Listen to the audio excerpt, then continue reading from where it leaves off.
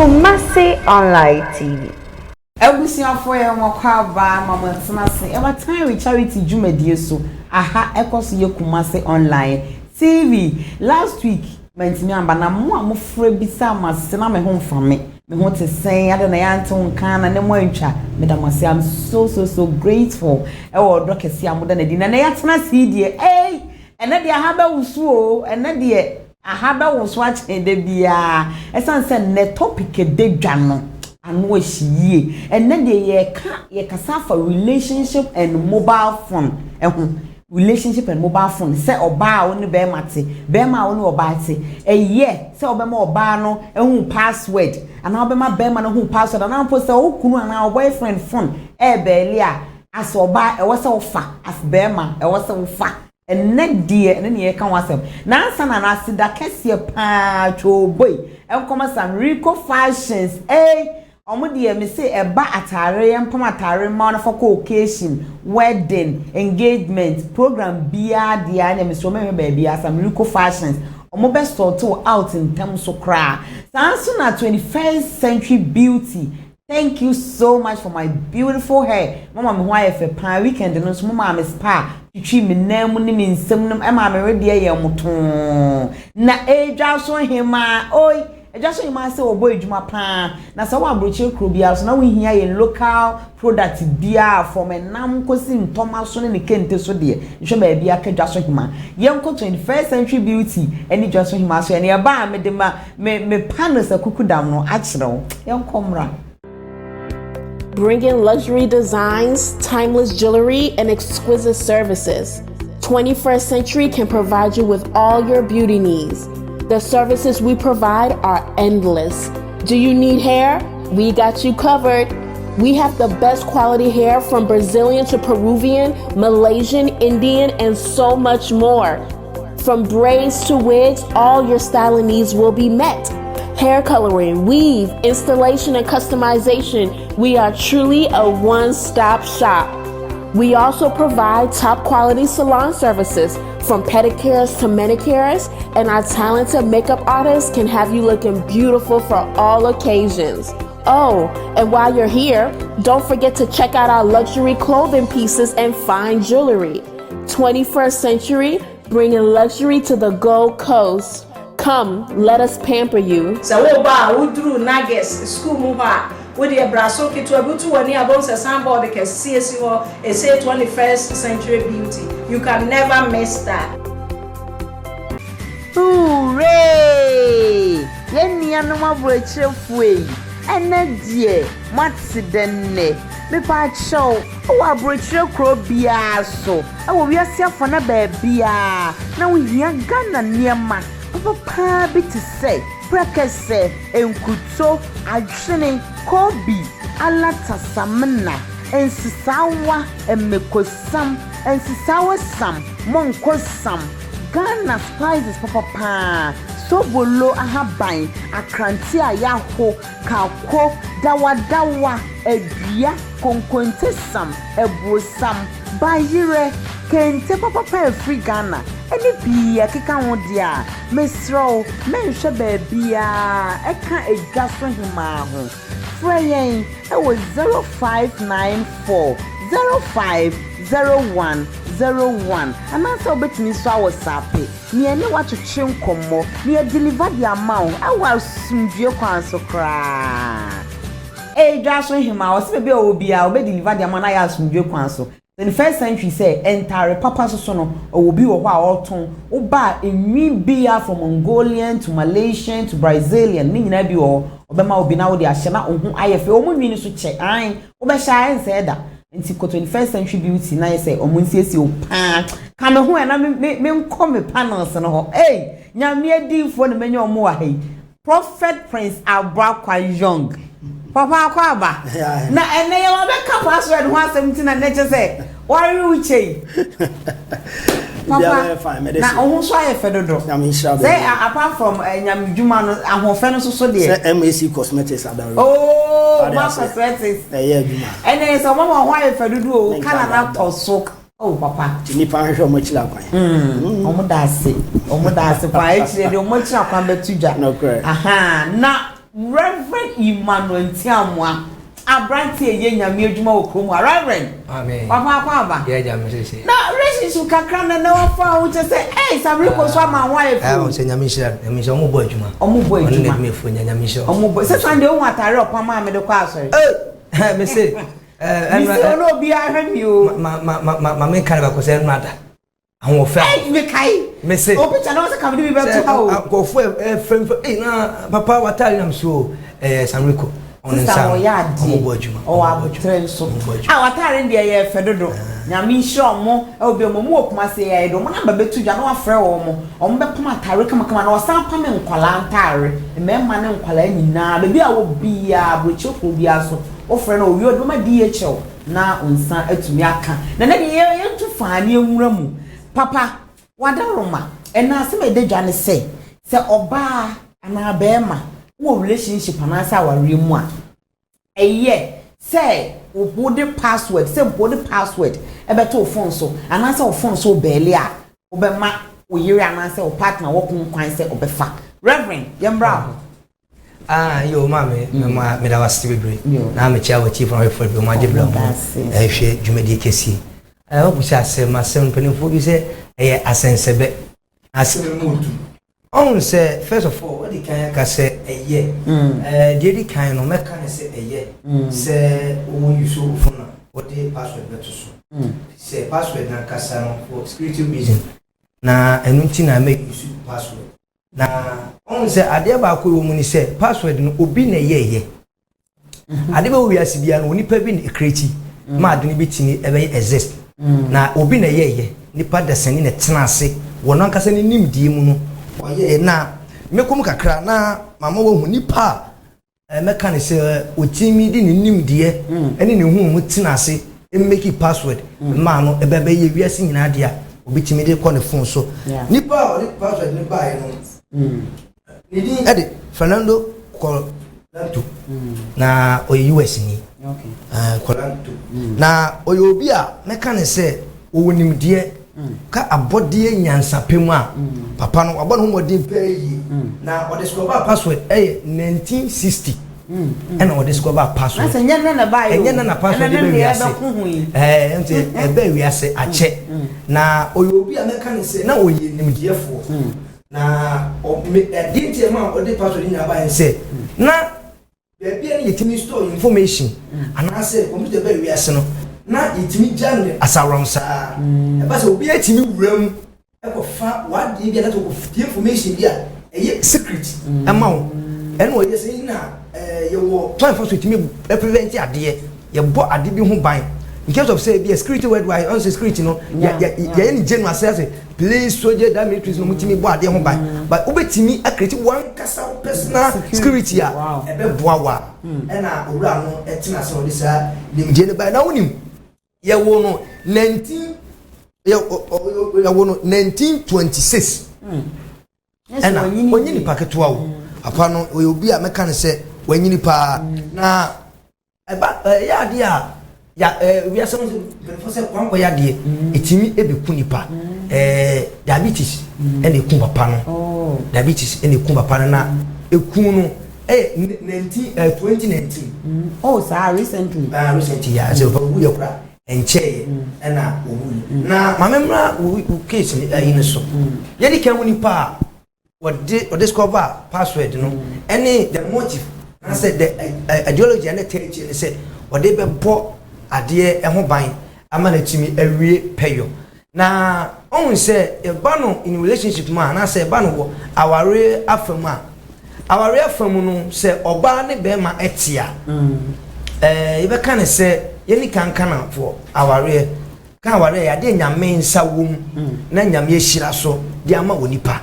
na me kan say before say nwo bi ba bitu akotena no first of all wanya ne mu gidie two ohun se nipa ni su etie enu nti na mo be ware a ye mama kwanya anase mutimi fantitie mu ma ehun se oba na wokọ wa no no oye oba watena se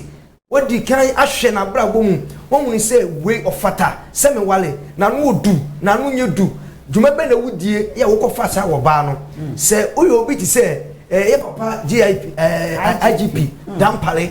wo wure okọ wale mu say otena ase if sunu say oba me kọ wani in case of say me wo ade be ye secret a obetimi de apie anase wontimi mfam pie obeka se be na obehunu moment no obi sign no esu ne be be kire wo say obente na sa sumesi no na no enye duru say ni pasa wo wale na obenya problem enu nti no eba ne se be mo we say wade bia obi abobọ ho ban de asie no na mo na wo bibi ho ban asie ni pan so no na adwene nso so esesa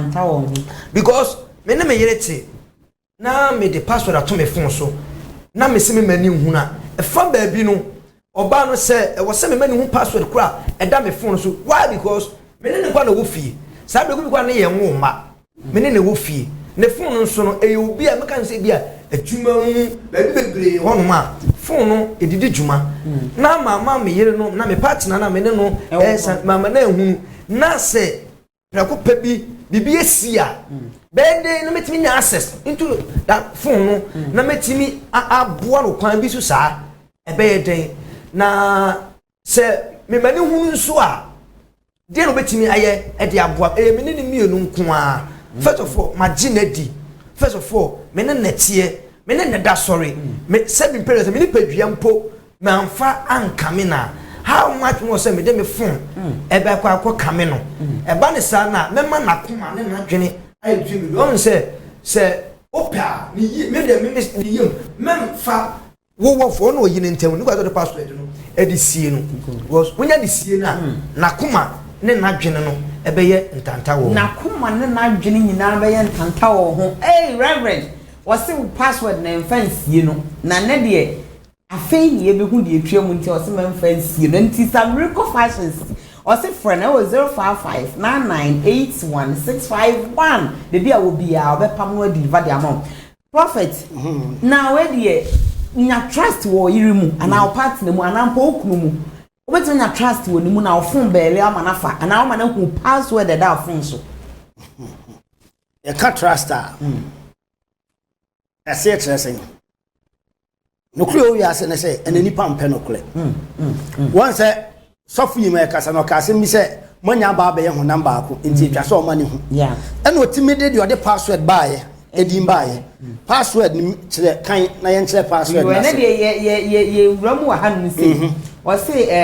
a secret word or a phrase a secret no word only to a restricted group for mama but aha no we use secret and what say use restricted ti ase say e ye hintasem and sa ye de asie nkrofo bi into automatically any kwan say won enti na say ni o pese wo hu dia na mfa bi into so dabi the antina password the nipa the antina nipa the password ba say the asem ye dey esi he unya nsia o yela nwale no wasuma asem on kan kire unya nsia ukuna munya nware no o wasuma asem ye onya dey on kan kire what you say enti ye wade bi o ha nipa ntia say oba won ne te be ma ne te e ma ne hu password Sophie friends oh prophet no clear they woni ene wiase na oka no abe ni pattern e dey benti na ma ne hu ma any kwaso ma ne hu e dey benti na me say password na ankasa no the word password na you share password no or say a secret word and a phrase a sour restriction meboa brofu dey o hwe no ono ante ase ade ye secret a yase de asie na de am de asie no se me ne me yira ba ba ku ntime fa ntem e wo kwan ben so e de se me fa asie na wonya sure say cheating bi na wo cheating tina wo pese wo cheating na wo kan no cheating no mo ye ka cheating no cheating na ye den ye ko he cheating no na se na de bibia ni o tumra no kan cheating no dictionary kan cheating ma translation of cheating is an act of deception, fraud, trickery, imposture or imposition. Aye de ba de kan bi moment one a deception, fraud, tricky, imposture or imposition. And a cheating. No. I say deception, fraud. One can and cheating now. I had any pass. I have a limb broffer, I have a limb broffer. Cheating your broffer will be at music. So, yeah, Juma, so Tomadi, be a cheating it in this room. And any idea the Baby Row, I'll say, and I would cheat in password. The test still remains a secret. ye wo ahintasem ene wo sumasem a ye de asie nipa bi o tiasema Yesu kan the 2029 o se de ahinta Nyankopon dia which means say ayo no kwa de ni kwan so obi ehu ena de wo bi so ache na ye odia enti de wo hu awo access to no ena ye odia by de de asie ne de man fight so obekwa akoye den akwa hu tie nie the thing remains say a password in a relationship and a marriage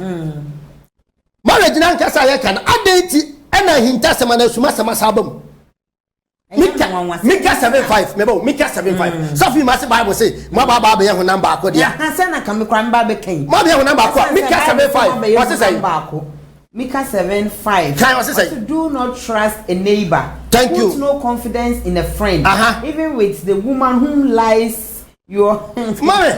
embrace God the word of your what's a bomb power that will cook no or no pon na nwen no the power say munya banu bi my back no or say catch said you then ma wa be kan hwan back no nwen no ne ho the Bible ne kan no no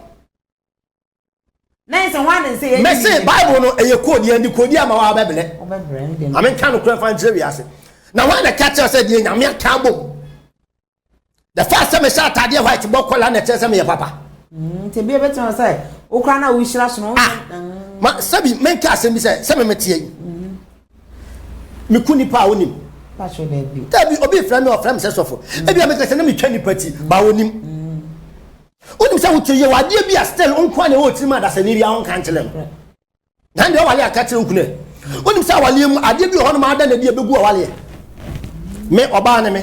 me pie fa se fulani fo ba agugu na me pie na fulani ni bi a cheme no ne mada me pema wale enti me be ka mani magu ase me kunu be ja me ba be ka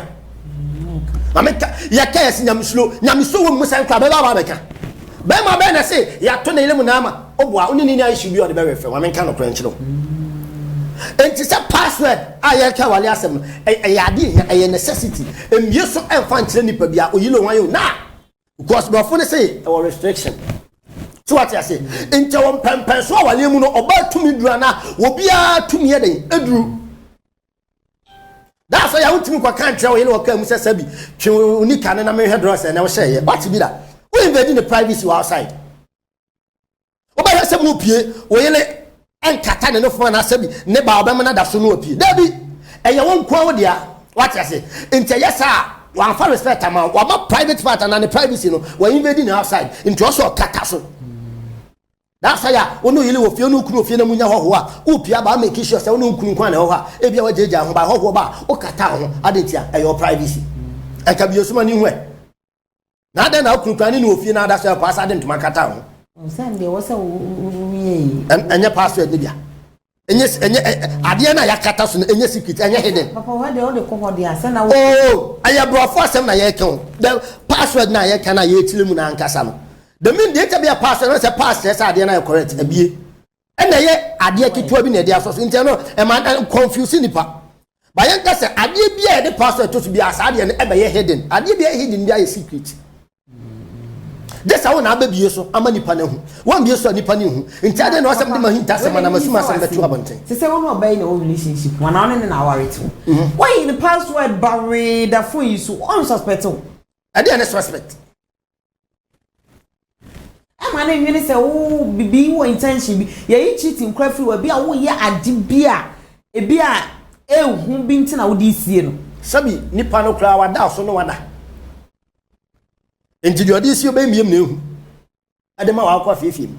so ya kromfo so wo yale bi e na wo de password that was on person be ni medical report bi man good medical report bi na wo twa ne da no fun yi su na enti ko hu afa so wo so ma ne de he there are certain things we are kohu ye bie password man na kohu a e be ja yale amen kan no plenty ya wale ma sam ne yeka ye woni ma bebele koso wale ma password da kohu fun so bia kohu a e be mo nya yale obewu ntem e bia ya be ma mo nya yale obewu ntem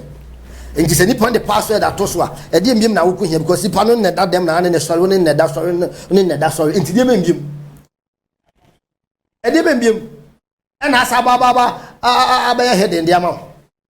e dey mentin na be sama na be headache dey ama wo woni ne da sorry hey on pe wan ko ware on pe wan ko fa o nti ha ho na ho dey pese o hu no obeyi hu a kire o dey on pese obehu no so no enko fifie so fifie funu ani ase a o hu nsama nsama na ya na ye mmoa na nipa ekora eba no hono ntu ko fifu na ni asamo nsama no efifi ho na eba na ye ko reverend ho Sophie ma me ba cho sese ya wo si emie password so nkire ni phone ya me ken phone me ken enye se wo be ko akofo ire cha akofo ni girlfriend nko ana e wo phone no so phone yetimi de ye business ebi ana wo business mpanimfo bi kra wo mo be hia ko meeting ni ade ebi ana wo be fro we ni ko hu ya because me share movie bi say na was so meeting the client or your business man or your estate or into real estate I was so meeting the clients early in the morning 8 o'clock clients no so come meeting your bar but the fact is say clients now come meeting your bar no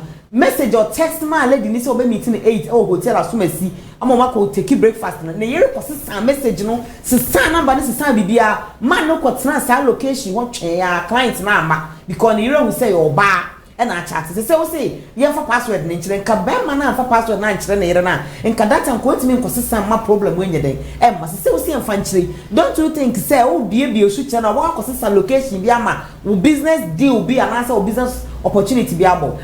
nyanko po chama no say me da super ade ba kwa me catch on say any moment ya wo bi be sign mpacho ti o on say nowadays anko nipa do na no say wana eni mo do ma wa re eto nsuom the ever mistake nipa obeye e wa sasu we so ene say wo be hia wo ba na bema na preko pe wato oye me yere mpacho ti ne yepa me kan general one wo hia bema wo hia wo ba enti wo ma me no papa be bisa wo so bema unnim no the word unnim no meaning say what when say we sit before say woni oba ana bema woni we be sign na oba na be suspect bebre ni yes whereby ya woman kure bi enwie peyo na no kure enwie peyo no kwan be so obama me na wote wo phone akura we WhatsApp password Facebook password everywhere baby you will be a password now obo an phone ankasa no phone ekura no the password be 20 e wo this what's that apps lock then that's it is say when wo ba na tin na woni nipa no ko say suma we oba na ankasa no wo fato fo wo suro tu be man wo suro if say wo mani hu nipa ba ya wo ye and na wo tu a wo so wo go by all this password and that wo phone so eti moment bia na wo be ka se be gidi wo so giwudi no o giwuni eni ba woni ne sai fa hyase mani hu nipa ban mba to ti so papa ka se oh se bia wo ye se ni kwa se wo mani hu wo ye se wo mani hu falasi fo ne ko Yesu nchen ko busa na se go so wura ye de ye ti he no ye de ne ye ni Moses ne enam etie ni sem bebre oyo bia na yamfa na sem amfa ni agro according to Matthew chapter 19 ho bre ni nti omo kaza se mo ya che Yesu eno nipa dom ni hia no ko Yesu busa wura hwe etu asembia ho etu betwe jani kuna jani hiran you say so na mo kan sa Bible o kan say a test de omo ko so Yesu hwe tie omo ko hwe pa de Yesu ti ode ye ni nya meju ode ye de juma so o fe no se wo ye eja no enti no omo ko hwe na adwede ne tirim en wo do wo ma adwene so wo bi na mo wo na adwene e wo ne tirim a abri bia no wo be mistake wa hwe a you can secret be asema e be asem bo ma meet me kan cheni pebet me yene na makofa meet me aka che no why be coming say the lady no or secretive or you be otimi di asem sie obo no ma aso ye ne den on weta word safo ni bi wo ho and no so when you mistake and be sign just 1 year they are transparent in penejai why because ni pano wonye no kwafo two ni pano obi a asem shina mo asase no ase obi ensemu yo tafo ni bo asam hye pe na ka na pa we obeka ansem a ewo mu nyina awie enti se omo efom se CID form wo baby bia CID ni betimi obetena 2 years 5 years na on kan jo se na yire no beto no na chie because ye chom so mu no omo udumadi nimdi intelligent ti omo be san a wo be mo be wura mu hu ni pa ba wo yansa ansa na wo mu se obeda na so masi say dwumadi se na de odi ma me hwe yɛka password ya awale bebreba entimi ngina anase region bebreba entimi ngina nya whereby nipa no ne nipa ni sign no korɛ enwie pɛyo one ombubusa Yesu asɛm no wɔse mon kenkan tro to hwɛ wan kenkan ya kenkan from fiti asɛm wɔse mo mayade ne fiti asɛm ka kyerɛ mo sɛ ɛne oba ne be man ko na ɔyɛ two ɔsa kyerɛ mo sɛ de yaka bom ma nipa bi antim three ɔsachi mo mbɛti ase hu ni sɛ ɛyɛ bɛma ɛne wɔ ba no wanya ma ne mɛma da bi nya mɛma ne mɛma ɛne nya ma ne ma ne mo bɛma ɛne ɔba no wonam baako when sɛ obi ne obi yɛ baako a ɔma dwene ɛyɛ baako ɔma bibia ɛyɛ baako ɔmo susuye ɛyɛ baako ɔmo ne bibia bia ɛyɛ baako mpato ate ase ɛno ntini sɛ nipa na ɔne wo sign no first of all mɛma wo sɛ me yɛ sɔfo mpacho ati ase wo ba mabra bo munsu no unum se me yesofo ti se me sori me na me bom pa ya me yesofo mpacho ati ase ba me be hia wo me se me ye bra kwa me enu kwa na nyame kwa me kwa me kristoni and later me ba me se se wo kwa wo yesofo a moment no go mu pe no trust bi enu ho biu wo de ade asie wo de nyama asie mpacho ati ase when say can say for password to phone so yes indeed need to say all the password to phone why because phone nya wo yene nkwan na nkwan e use phone but what you say ya na bi mutu fu say oh eni kwa say wo ba pra no wo ko phone ho wo ko wo yere phone yes because wo ko phone no enya wo phone wo yere phone enya wo phone na mom we dey me chip in wo susu say breben ana no oba tena duru a wo say o mani hu password because say so na ma wa kwashi oba afi na na ko out there I don't think say there is the need for you to say obema nipa na hu password no enti breben and I was say relationship no if it ho kwa de me mani hu password mo e on say you me na me tell say obo on ma asam hyena ago asam hyena obiensem woni nipa ni san all these tests nya de be fam ben bia obeya de kakra ahwe how a wetimi opija na akoma moment of say opinion akoma and moment of say obi ensem wo outside no achi different person we say nipa we no onye secret next on ne tia say me tie omo a we say provoke ne kakra yes just to test the temper ahwe I say before ba sembe no obebro so mo say nipa sa no wo ni kwahia na prakope wo bie wo ensem kire na wo dagem na eba na sa ebema wo ni nipa wo na mo no ma wo hye ni bambo bia because we share nipa na odonti any intina ase wa hase me ma me we me papa we me we ye fia no ye duro nyina ye we se ye fia duro nyina ye we wo de ama no ti moment a wo de ama na wie no se wo ni sign na ko wie pa mi se nipa no wo de ade ba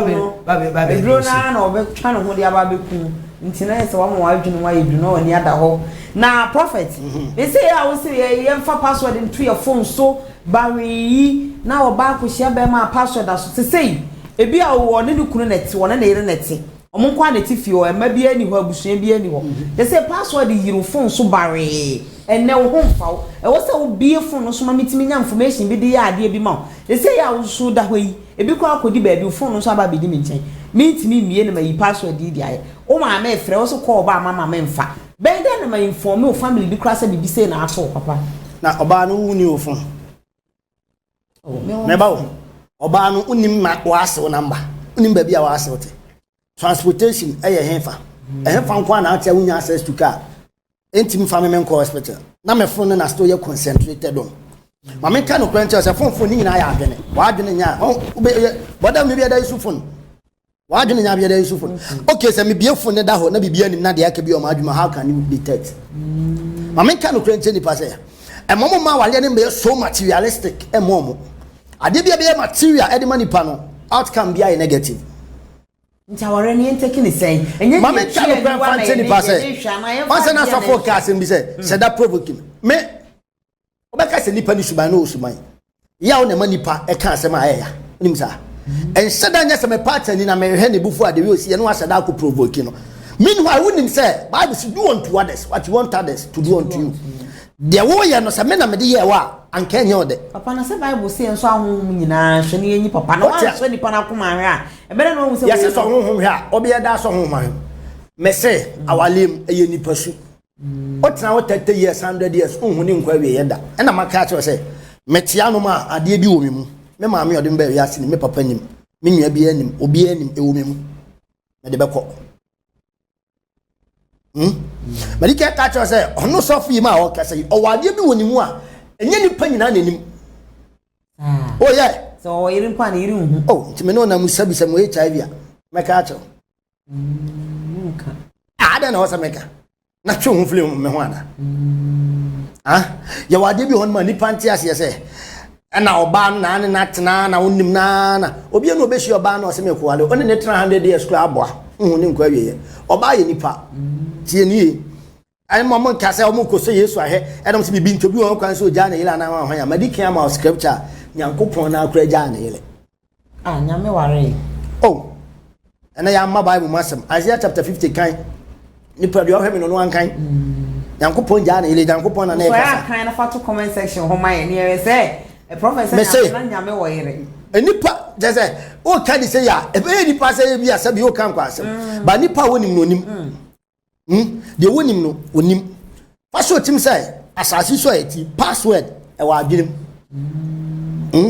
password se me de me phone ma me yele na password na so no easy na se me say me ye de enya kura oboa me de hu adiem party na emo ba kwa wale na adwene nyina na be ma kwa wale na adwene nyina kwa ne party na phone so internet say o mo forget phone na kwa wale na wo kwa phone issue ne no so person wotina awale ase relationship eye anigye na nipa di to o mo hofo a emfa wo kunu phone emfa ele phone amen kan no krenchero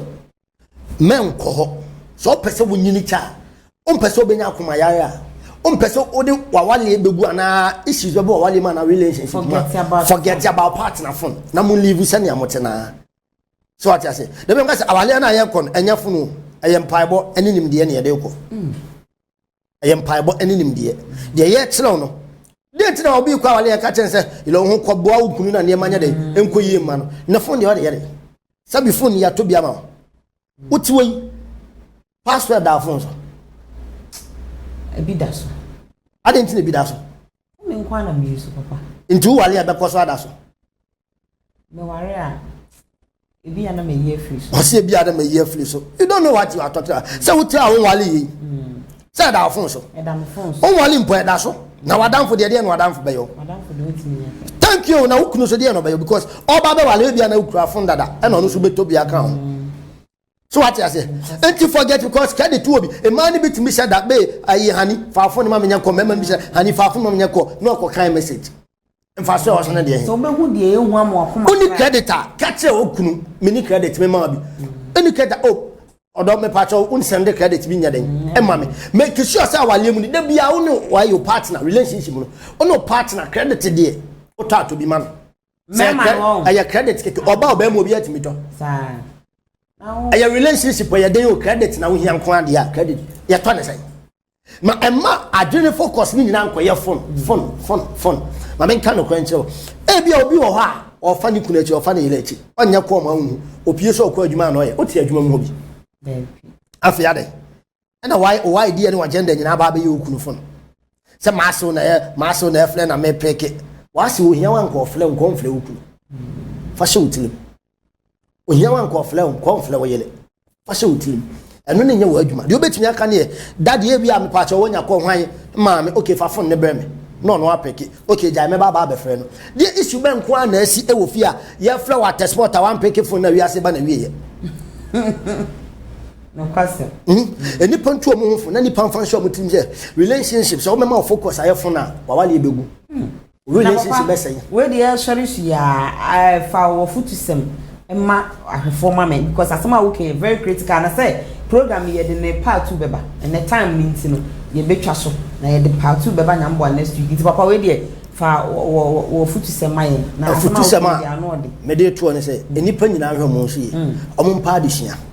no mo mpempa bo enya phone na kira wale on say phone na be gwa wale beble because nimdia nipa de kwa wale ani ni ho esha what you say emo bi mfa na adwene nkosa ane ma no so kra wo de ne se wo ti ukunu ada ne de ukunu aba usu wo awurade se awurade nyankopon emmoa no wale enye fe na de bia wa ye wasede so ba emem wale ayede aye fe no watimi atena awurade nyankopon ehia obia onte ne mu kire obia nipa nkoso no hwe MAC cosmetics akire kwa na ne mani na abaye boko miguso a me kan se we se e bia ope be ma ne natwo no ba o de problem bia on relationship bia omo channel mra ho no e ba bisi yeso bibia abaye boko na reverend patro final words ni say nyankopon hia me kan ne se ade ba ko a hwefo ne achiefo ntiase ne se kan relationship a ntiase e baanu anamontu na ntiase ne de adwuma bia na eno no ntiase na de ba ibura oba ya ware mu nso a eno so ntiase but oba na se be fa so tirim se die kware be mu no pa na kofa no na kuma na dwene be yentanta duro ne ho password sem a me kan se do bia egu nkofo bibia wade enti no se me de password ne kire na so na die na esi on se ma me ade ba ko mu ni se wona wo ti beti ase se so no bi hia na mutura mutu gidie wo mu se bi o me kan odo ne wo mu a ma ba password anto me be fon bi kwa na ne ma wo so but na password na so na kuma na dwene antwe mesisu bebere sa ofa obi ha no owura ha se no ehun hwe on say sometimes obi on ma phone da na say obi we on chin ebra na pa say we you say bebere ba ye bebum we you say bebere ye bum enti moment am say odi ne ma bi kona no na ma nipa na dwene na kuma no ye bibia ho but say this any ma hu free bibia ni mu ofa ofun kra na he de password bia na emma ni tim kwa onko wura mu to dates enko hwe na ewom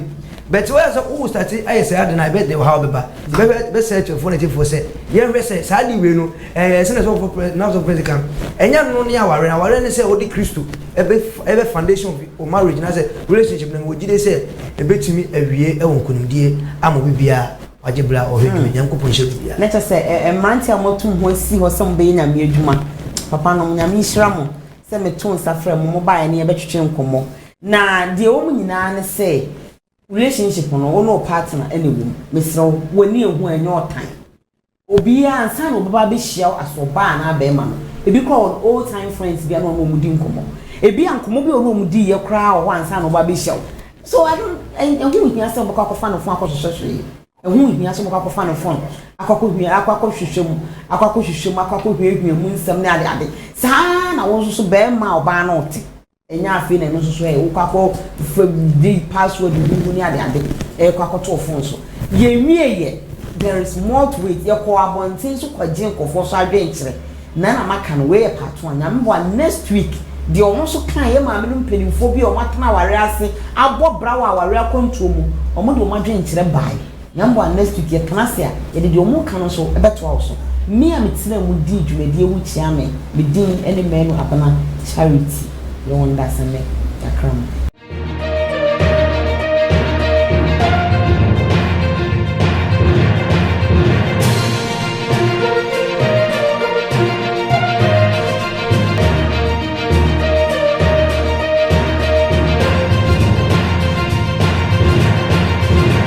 Kumasi Online TV.